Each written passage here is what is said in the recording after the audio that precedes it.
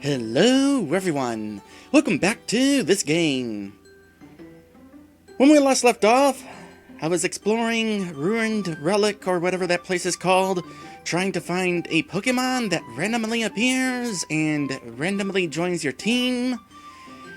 Well, as you can see here on my status screen, I have done exactly that. Up there in the upper right next to I have acquired Mew! Oh boy, it was certainly a task. It was a task finding that Mew. First things first, I had to make multiple trips through the entirety of Buried Relic because I accidentally forgot to bring along an escape orb more than once.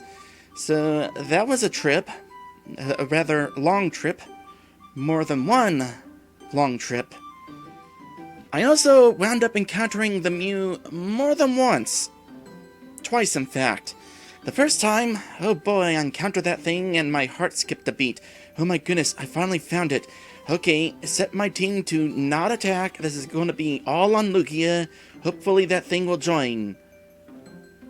It did not join. So that was a bummer. So, going into a second trip, I needed some sort of strategy in order to get that Mew to join my team. Try to figure out some way to boost my chances of it actually joining.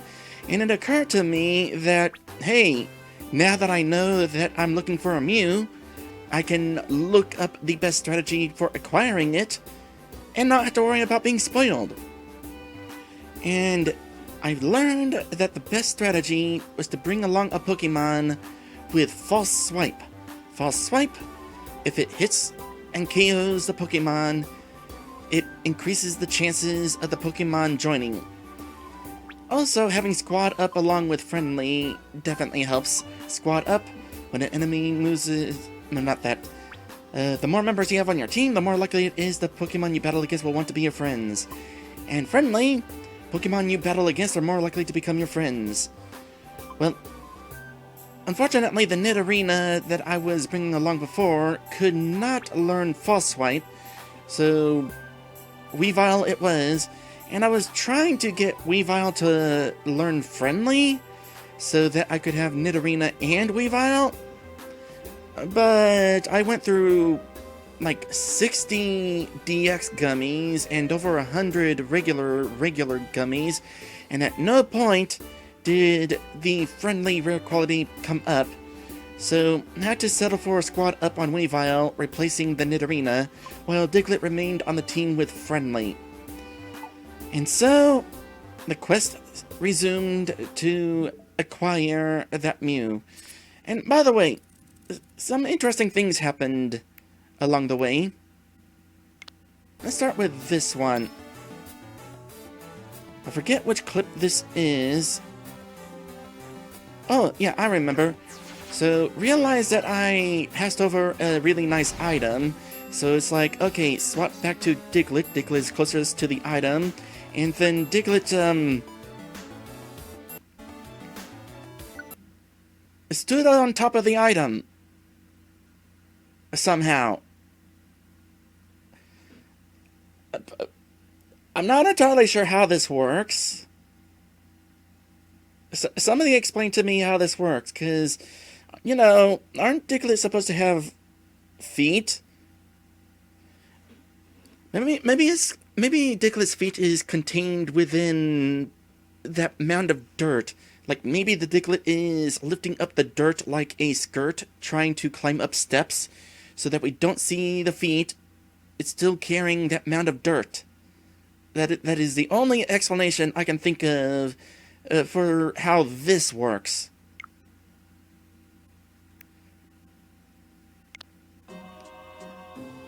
Also, while exploring, I had some misfortune in regards to some side being confusion. It's like, yeah, the last thing I want is Lugia to be confused, so I'm just gonna go ahead and have Nidomom use a heal seed and accidentally used a heal seed on the wrong Pokemon.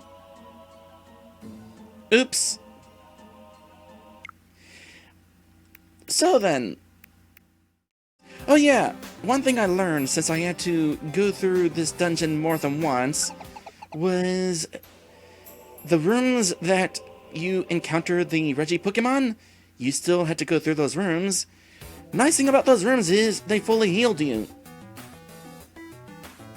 Since they heal you at the start of a boss fight, since you skipped the boss fight, you wound up being healed.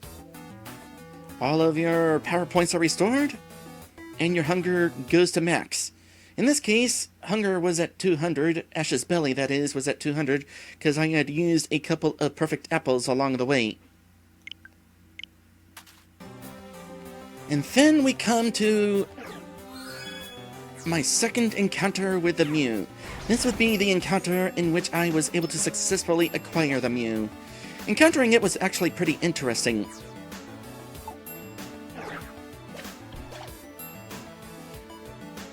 Yeah, that's one way to encounter a Mew. So, let's see here. So, I already deleted the clip that I didn't want to delete yet. But you'll have to trust me when I say that at the time I had a Porygon with me.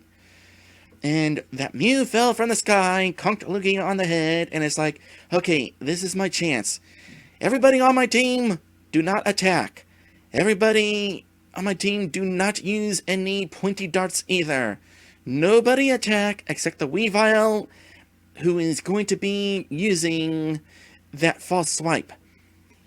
Okay, start attacking the Mew, and then suddenly, that Porygon used Signal Beam against the Mew. And I'm like, no!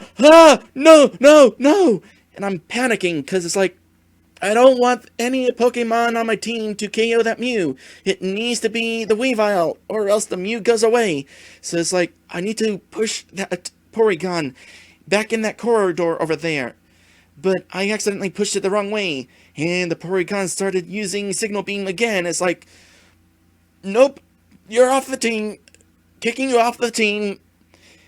Kicking the Porygon off the team would mean I would have one less teammate, which means that the Squad Up rare quality would be less likely to work in my benefit, but better that than the Porygon KO the Mew. So after sending the Porygon away, I was looking through my team and making sure that none of these other temporary teammates had any attacks that they could use long range. Because you can't tell your temporary teammates not to attack. Only your primary three.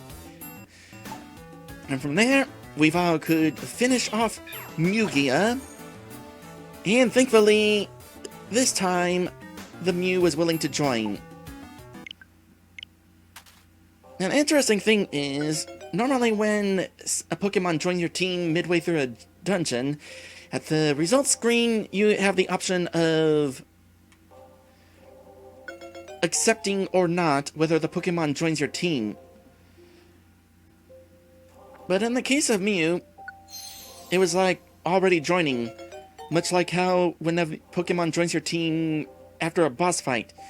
Thankfully, it did not ask me if I wanted to accept it joining or not. Because, oh boy, after the previous stream accidentally sending a Pokemon home that I did want to join, I would not want to make that mistake here with this Pokemon.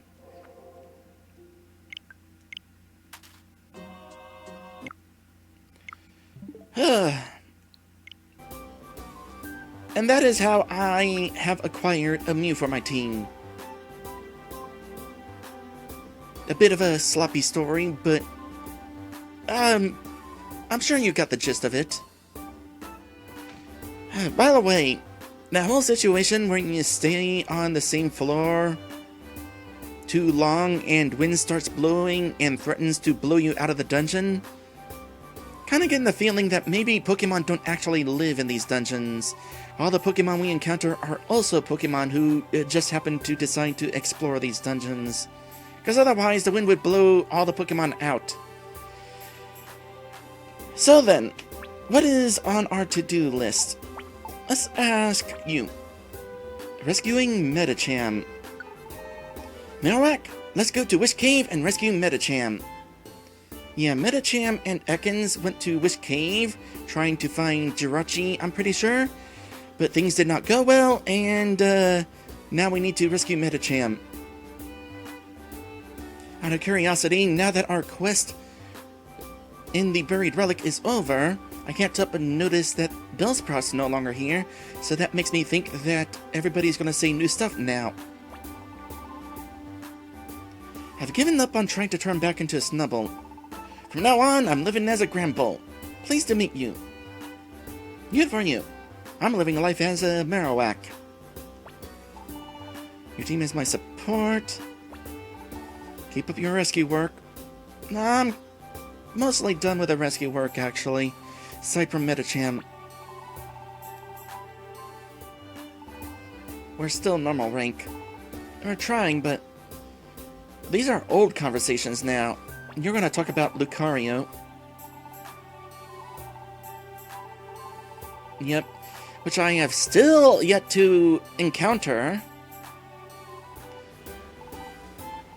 Once again, seen this conversation before. So I guess now that nobody's talking about Buried Relic, they all reverted to their previous discussions. Where is Bellsprout?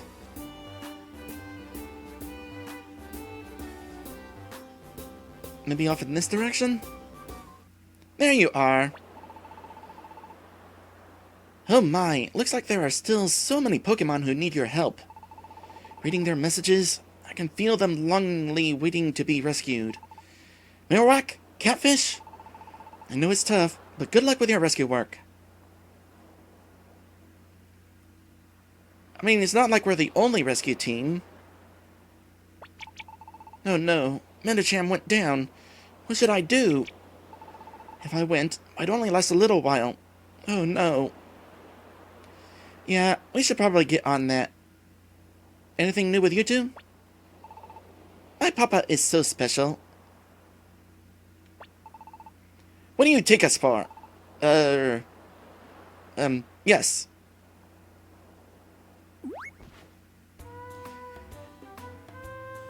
Okay, so we are going to be going to Wish Cave.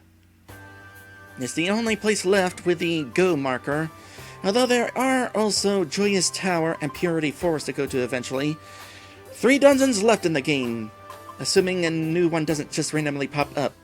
But I'm pretty sure, given that we have 5 full pages, the game's not likely to go to a 6th page, not unless there is going to be a 6th full page. Having an odd amount on the 6th page would be odd. So, yep, I'm assuming 3 more dungeons to go. And we're going to go to Wish Cave first, because if I had to guess, this is going to be the easiest of these last 3 99 floor dungeons. Because Joyous Tower and Purity Forest, you cannot bring items to those dungeons. Wish Cave, you can. And I am going to take advantage of that. Attention! There are special rules to follow when you enter this dungeon. Pokemon's levels will be set to 5. Once you exit, they'll be back to normal. And this is the team that I'm going to be bringing. Kind of convenient that all our levels are going to be reset to 5. It means I don't have to worry about Prequel here being at level 35.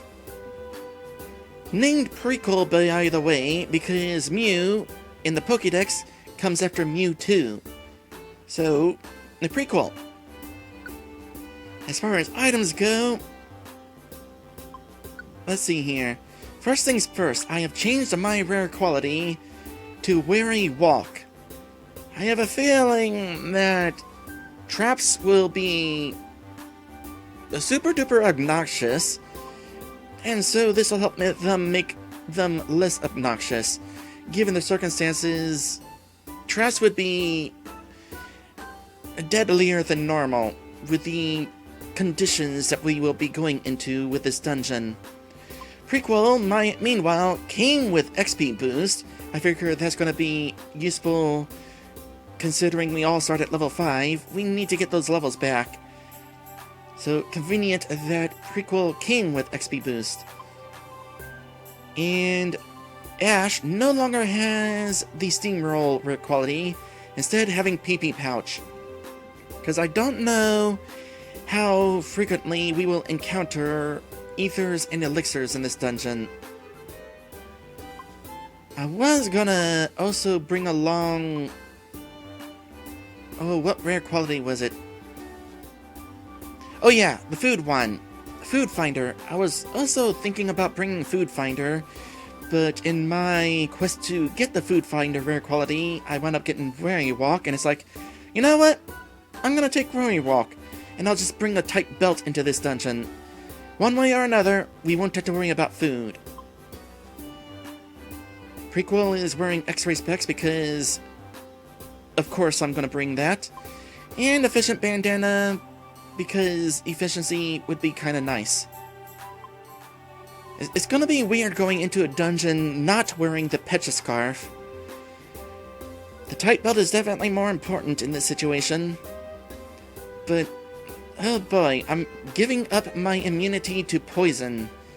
Stripped down of my poison immunity, I am wholly Marowak going into this dungeon. So, that in mind, let us go ahead and head into this dungeon. No idea what we'll encounter here. Hopefully there won't be too many earthquakey Pokemon. Oh, and the reason I specifically wanted to go into this dungeon is because I get to team up with a Lugia and a Mew. My two most favorite legendary Pokemon. Mew is freaking adorable and huggable. I've got you covered, Marowak. And Lugia is just cool. Impossible? Ash doesn't know the meaning of impossible. And since we could bring items into this dungeon, I have strategized. I brought some TMs with us. So I'm gonna go ahead and give myself Flamethrower.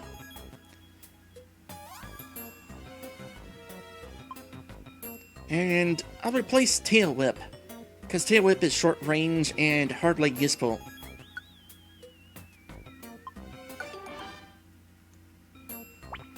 So, having these TMs will give us a nice start. Ice Beam, I'm going to give that to Ash.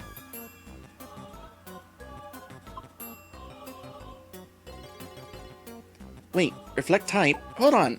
What all do we know? First things first, I'm kind of surprised that these two are starting with not 4 attacks. So Pound is obvious, Reflect Type. It makes your type the same as that of the Pokemon in front of you. You gain your usual type when you go to the next floor. Well, that's kind of interesting. Mew is the new species Pokemon. Huh. Nice that you start with Transform. Oh yeah, Weather Ball. Damages a Pokemon even one far away. Mew's type varies depending on the weather. Weather goes up in any weather... Or the power goes up in any weather condition other than clear. You also have Whirlwind, which could definitely be useful. Okay, having only one attack is definitely not beneficial for you. Go ahead and use just about anything, though.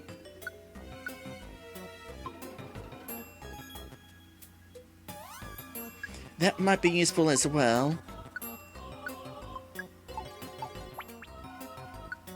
Okay, TMs. Dazzling Gleam. I'm not entirely sure how this is going to work, but we're teaching it to Prequel, and we'll kind of learn it. It's supposed to hit nearby Pokemon, but we'll see to what extent. Let's see here. Brutal Swing. I've got options there.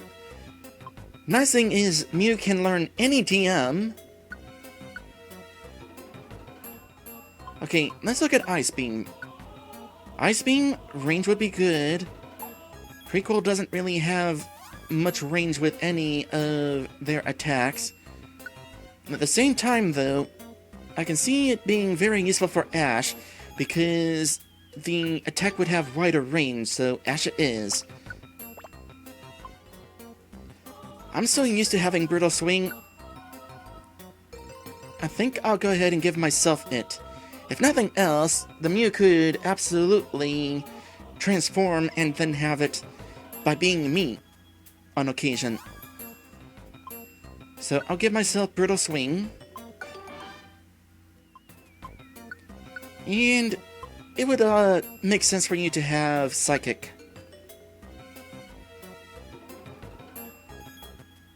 In place of what? I don't know. The thing of it is, I can definitely see Reflect type coming in handy to remove a possible weakness if you were to encounter a Dark type Pokemon. So, replace Pound. Okay, make sure these move settings are all turned on. Where are we want to go? Well, items are actually going to be important, so let's start by heading down. I'll lead. Remind myself which of my attacks can go around corners. Brutal Swing? Sure, let's start with that. I forgot that all of our abilities start out back at level 1.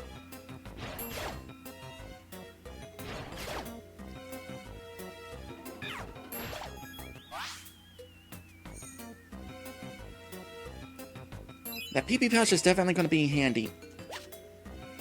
Cleanse Orb might also be handy. Okay, going this way. Oh, hi!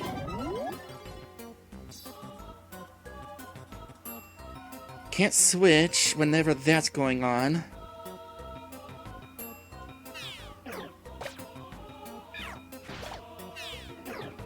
Oh dear. Didn't see you coming.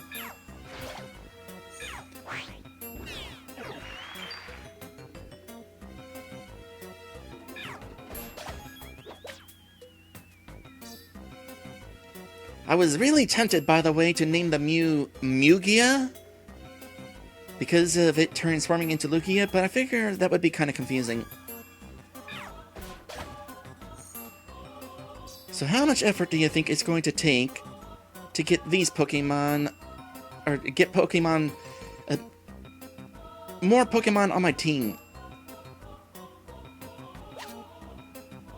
Sunny Orb. I can probably guess what that does.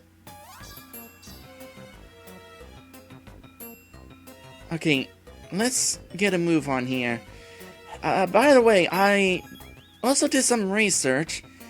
It is a safe guess that we are going to find Jirachi here. So I decided to just go ahead and look up information on this particular dungeon, because I was curious what would happen upon rescuing Medicham. And it turns out that yes, we will be kicked out of the dungeon upon rescuing Medicham. So I have planned accordingly. The reason why I didn't bring that many TMs is because I know I'm going to want more TMs during our second trip.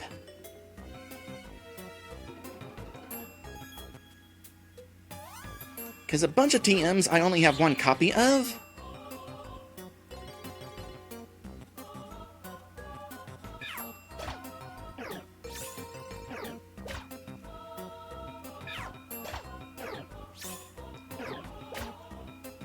Stop copying me.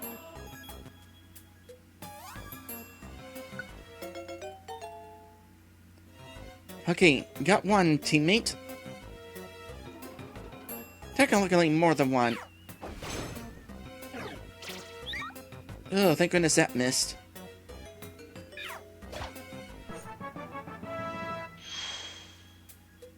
That experience upgrade quality is definitely going to come in handy.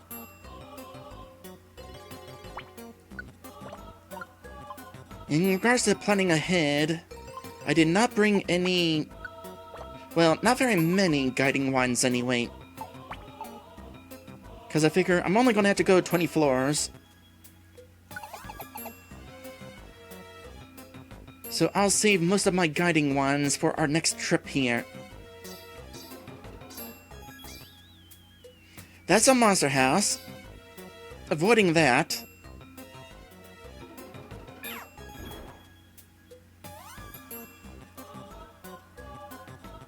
That's gonna be fun. Oh boy, I need to... I feel so weak.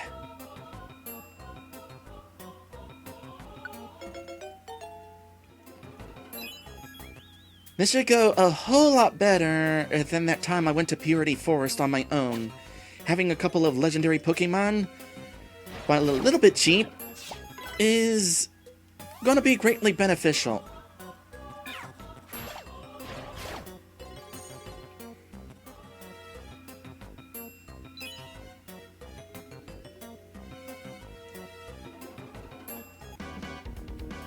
You know, I knew this was here, and yet I walked into it anyway.